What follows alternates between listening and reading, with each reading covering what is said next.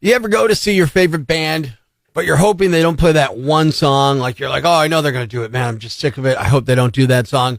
Some bands have songs that they hate to play. They're sick of them. They don't think they're indicative of their true sound, or the audience doesn't get the joke, so they stop playing them. Like the Beastie Boys, they stopped playing You Gotta Fight for Your Right to Party back in the 80s.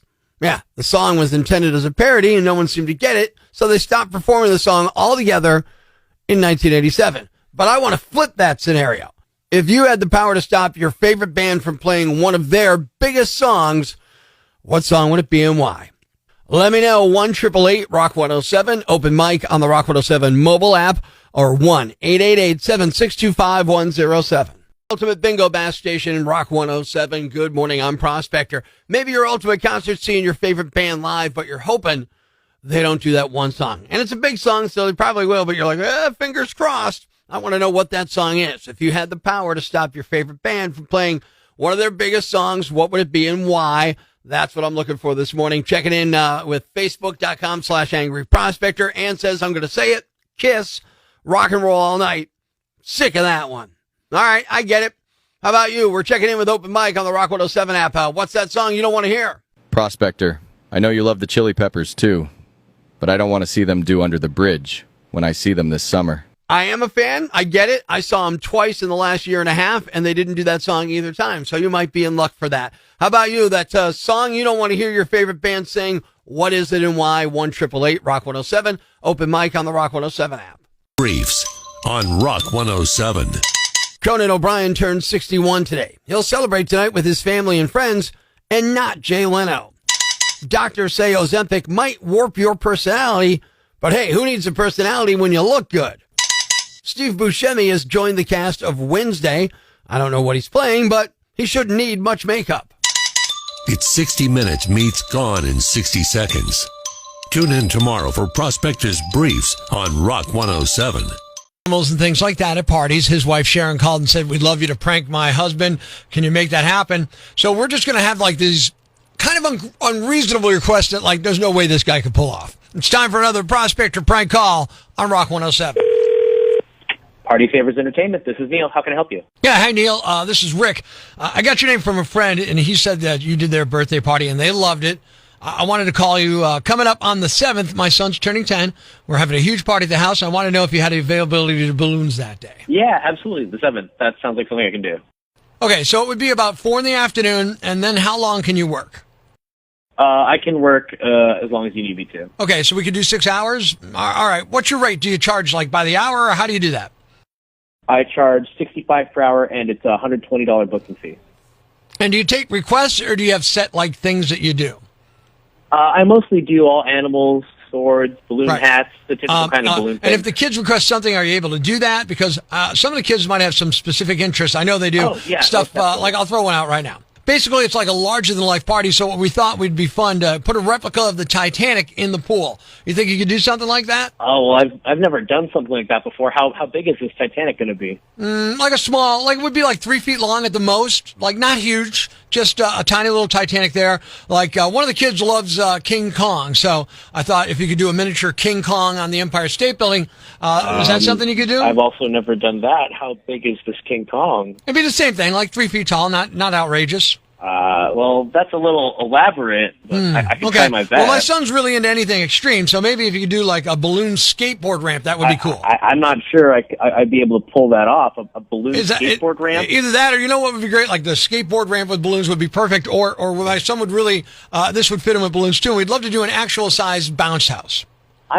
That would take me like 2 days to create on my own. Sir, why don't you? 2 days? How hard is it to make a balloon bounce house? It's a very You just blow up some balloons. I mean, a bounce house itself takes like 30 seconds to blow up. How long could it? I mean, what do you mean? How long would it take to make a balloon bounce? About creating an entire bounce house. I make balloon hats and animals, but not an entire house. Well, take the balloons. You make the hats out of them, put them all together in the shape of a house. The kids will love it. I mean, look. First of all, I'm afraid that's just not how that works. It's perfect, right? Because it's already bouncy. Well, how does it work? How, that we can get a bounce house? I feel like this is not. I feel like it's not an unreasonable request. I feel like you could just go online and order someone with a bounce house to come to your event. I know, but that'd be boring, man. We're trying to have like a cool party. Do you want to be part of a cool party? We'll share it on social media. Look, start practicing on a small bounce house and then just go bigger and bigger and bigger. This bounce house sounds like a lot of work. Oh, man. So you can't do like a bounce house, right? Is that what you're really saying? Sorry. I'd love to refer you to the right person. I just don't think that this bounce house idea is going to work for me and my company.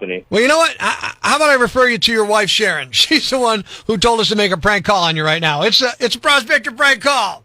She did not. Oh, my goodness. Yeah, you're on Rock 107 right now, man. It's not real. It's Prospector. It's a Prospector prank call, man. Oh, man, I'm going to give her a call as soon as I can after Come on, you couldn't do a life-size bounce house? It's perfect. Come on. I thought you guys were crazy. All of us to share. Sometimes you don't know why you do some of the things you do, especially when you're extremely happy. You just respond to each other. Now, fans immediately thought it was cool, and the Dodgers embraced it as their official way to celebrate. But maybe you're not a high five guy. Maybe you're sick of it. Maybe you're someone who knows someone who takes it too far. All right, classic. High five. He keeps asking me to give him a high five. You're a salesman now. The high five is just so stupid. A site called howtobeadad.com has a very thorough explanation on how to do a high five without screwing it up.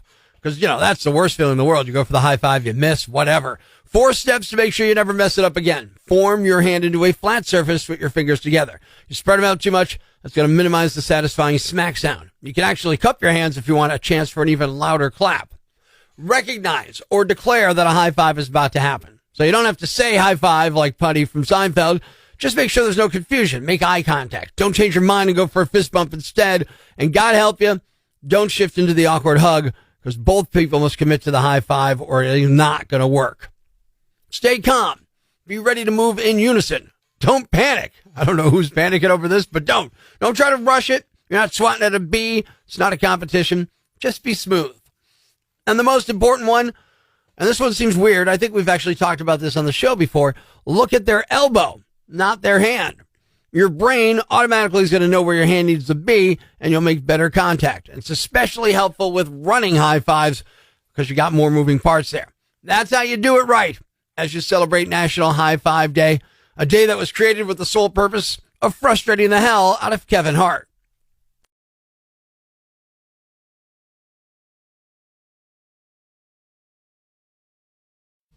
Life's pretty tough right now. There's plenty of bad news, but it's not all bad. It's time for the brighter side of Prospector on Rock 107. April is Child Abuse Prevention Month, and a teenager in Nashville launched a big teddy bear toy drive for it. His name's Kenny Royer, and he's 17.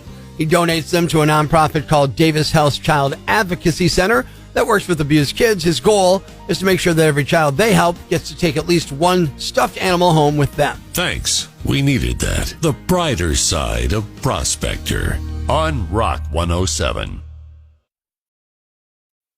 Ladies and gentlemen, grab the kids, call your neighbors, and gather around the radio.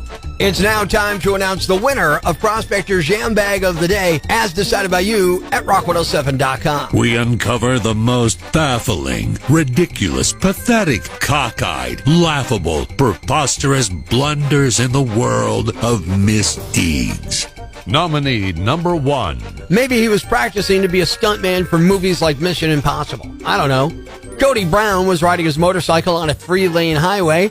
Nothing wrong with that. But Cody was speeding and swerving in his lane, as well as jumping back and forth between lanes, weaving in and out of traffic to do so. All very dangerous behavior, not just for Cody, but for the other drivers around him. He reportedly hit a top speed of 104 miles per hour. Oh, and he did it all while standing on his seat. Dashcam video caught all the action and was shared on social media. Cody was ultimately stopped and arrested for reckless driving. He was taken to county jail. Nominee number 2. I bet he looked suspicious. Sorry, that's the best snake sounds I could make. As soon as he walked in. Around 2 a.m. Monday morning, 26-year-old Reginald Cook walked into a Memphis, Tennessee Shell station and made a purchase. About 30 minutes later, he went back to that store and demanded money from the register. The cashier thought Cook had a weapon because he kept reaching into his clothing, but he still refused to open the register and Cook left. Then, 35 minutes after that, Cook came back with a live 5-foot snake wrapped around his neck and carried a green backpack. He shouted at the cashier to give me the blanking money while reaching inside the backpack. The cashier called 911 and pulled out his own firearm. No money was taken and no one was injured. Police took Cook into custody and found a railroad spike and rock inside the backpack. They also took possession of the snake. He's charged with 2 counts of attempted aggravated robbery. His bond has been set at $4,000. The store owner said Cook's family came by the store Tuesday to apologize and offer to pay for any damages. And the winner is the guy who rode faster than 100 miles per hour while standing on the seat of the motorcycle. You are a danger to yourself and others around you, and you're the Yam Bag of the Day. And we'll move on to Friday's Yam Bag of the Week competition. Keep it here for all of the nominees for Prospector's Yam Bag of the Week, Friday morning on Rock 107.